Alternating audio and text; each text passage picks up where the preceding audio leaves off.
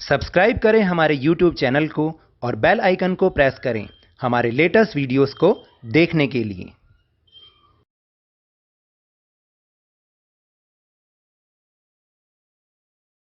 Hello and welcome to Lovneesh sir की class. आज की ये शिक्षा निदेशालय राष्ट्रीय राजधानी क्षेत्र दिल्ली की वर्कशीट नंबर 83 जो कि क्लास 9th के स्टूडेंट्स के लिए है। यह ली गई है सामाजिक विज्ञान के लोकतांत्रिक राजनीति विषय से और इसमें एक बार फिर से हम पुनरावृत्ति कर रहे हैं पार्ट 1 लोकतंत्र क्या, लोकतंत्र क्यों की। तो देखिए, आपको तो याद है ना कि पिछली वर्कशीट में भी हमने इसी पार्ट की पुनरावृत्ति करी थी और उसमें हमने 1 अंक वाले, 3 अंक वाले और 5 अंकों के और उसके साथ साथ स्रोत आधारित प्रश्न जो कि 4 अंकों का था उसकी हमने पुनरावृत्ति की थी। आज एक बार फिर से इसी पार्ट में से हम पुनरावृत्ति कर रहे हैं। ये इसलिए है ताकि आपको एग्ज़ाम की प्रैक्टिस बहुत अच्छे से हो सके, क्योंकि अब जल्दी ही आपके एग्ज़ाम भी होने वाले होंगे। तो इसलिए अगर हम रिवीजन कर लें तो हमारी तैयारी पूरी हो जाएगी। तो चलिए बिना समय गंवाए शुरुआत करते हैं मेरे साथ और समझने की कोशिश करते हैं। तो देखिए, पहला प्रश्न है और जो 1 से 5 तक के प्रश्न हैं वो बहुत ही अति लघु उत्तरीय प्रश्न हैं जो कि 1-1 अंक के हैं। जैसे प्रश्न नंबर 1 है कि इनमें से कौन लोकतांत्रिक शासन व्यवस्था की पहचान नहीं है। यानी आपको 4 ऑप्शन दिए, सही ऑप्शन का चुनाव आपको करना है कि कौन सा ऐसा है जो लोकतांत्रिक शासन व्यवस्था की पहचान नहीं है, यानी ऐसा उसमें नहीं होता। स्वतंत्र और निष्पक्ष चुनाव होते हैं, चुने हुए शासकों द्वारा प्रमुख फैसले लेना ये भी होता है, कानून का शासन होना ये भी होता है, तानाशाही शासन व्यवस्था ये नहीं होता। तो सही उत्तर है चौथा, तानाशाही शासन व्यवस्था। फिर इसके बाद है प्रश्न नंबर 2, लोकतांत्रिक शासन व्यवस्था के पक्ष में तर्क है। यानी लोकतांत्रिक शासन व्यवस्था में ऐसा होता है, प्रमुख फैसलों में देरी होना, खर्चीली चुनावी लड़ाई, भ्रष्टाचार की संभावना। अब आप बताइए। और चौथा है अधिक जवाबदेह। तो उसके पक्ष में कौन सा तर्क होता है?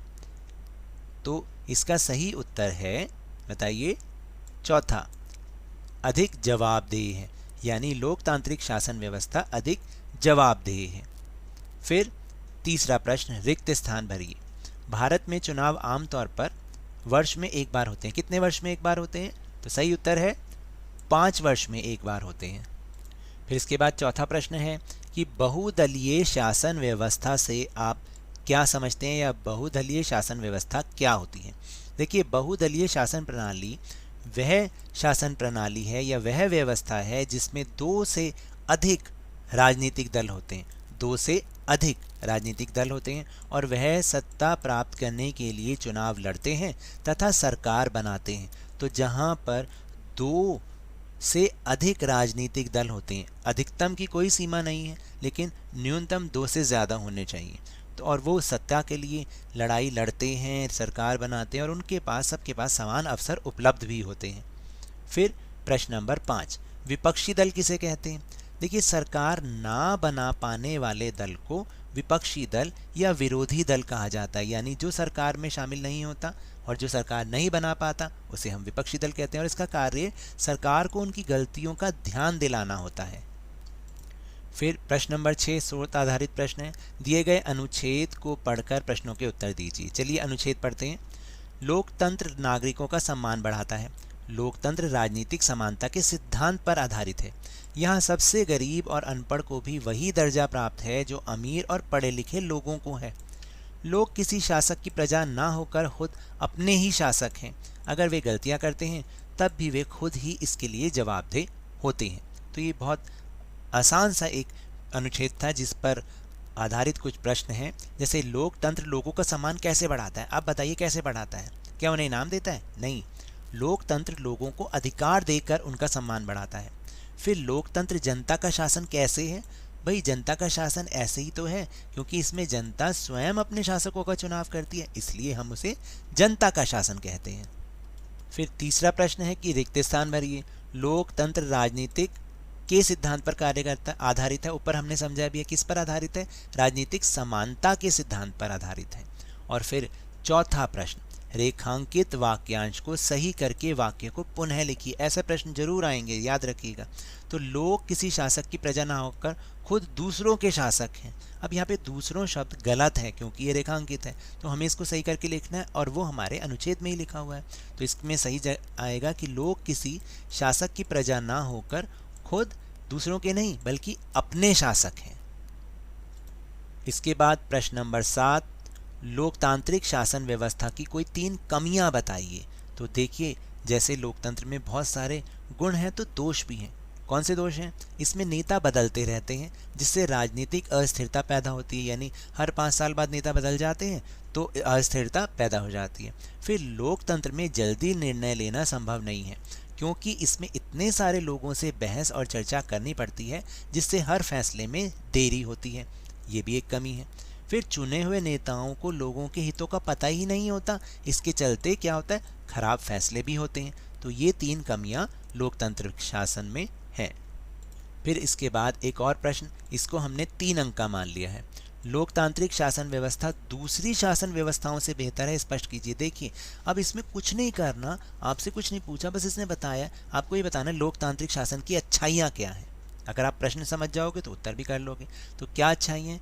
लोकतांत्रिक शासन में अंतिम सत्ता जनता के हाथों में होती है, जनता अपने शासकों का चुनाव करती है। अंतिम सत्ता का मतलब होता है कि फैसला, जो सारा फैसला जनता के हाथ में होता है, तभी तो जनता चुनाव करती है। लोकतांत्रिक शासन में सरकार जनता के प्रति उत्तरदायी होती है, इसलिए वे संविधान के नियमों तथा जनता के हितों को ध्यान में रखकर कानून बनाती है। ये भी उसे दूसरी व्यवस्थाओं से बेहतर बनाता है। फिर लोकतांत्रिक देशों में लोगों को वोट डालने, चुनाव लड़ने और राजनीतिक संगठन बनाने के अतिरिक्त विभिन्न सामाजिक और आर्थिक अधिकार भी प्राप्त होते हैं, तो इसलिए ये दूसरी व्यवस्थाओं से बेहतर है। फिर 9वां प्रश्न, जो कि हम मान लेते हैं ये 5 अंकों का है। लोकतांत्रिक व्यवस्था मतभेदों और तकरारों को कैसे कम करने में मदद करती है? तो मतभेद किसमें होंगे? सामाजिक समूहों में होंगे, है ना। देश में बहुत सारे सामाजिक समूह रहते हैं। सामाजिक समूह का मतलब देश में जितने भी अलग अलग समूह में लोग रहते हैं उन्हें सामाजिक समूह कहते हैं। तो उनके तकरारों को, उनके टकराव को कैसे कम करती है? देखिए, विविधता के कारण टकराव को पूरी तरह से तो नहीं हटाया जा सकता क्योंकि हमारे देश में इतनी सारी विविधताएं हैं, इससे टकराव होना तो लाजमी है। लेकिन लोकतंत्र में ऐसे टकराव को न्यूनतम स्तर पर रखना संभव हो जाता है, यानी उनको कम से कम किया जा सकता है। लोकतंत्र में आम राय से बात आगे बढ़ती है और इस तरह समाज के विभिन्न समूहों की आकांक्षाओं का सम्मान भी किया जाता है। लोगों में क्या होता है, लोकतंत्र में क्या होता है, सभी लोगों से राय ली जाती है और फिर आम राय से बात को आगे बढ़ाया जाता है। फिर सभी सामाजिक वर्गों को समानता का अधिकार भी दिया गया है जिससे उनके बीच टकराव होने का अंदेशा कम हो जाता है। और सबसे आखिरी में कि यही चीज़ दर्शाती है कि लोकतंत्र सामाजिक विविधताओं को संभालता है और उनके बीच सामंजस्य बिठाता है।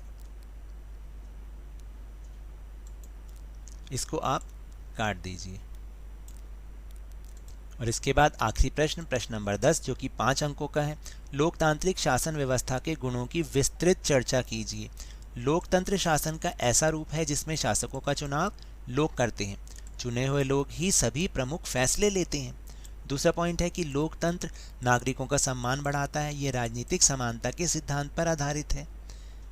तो ऐसा ही होता है ना, सम्मान कैसे बढ़ाता है, अभी हमने ऊपर समझा भी है, अधिकार देके उनका सम्मान बढ़ाया जाता है।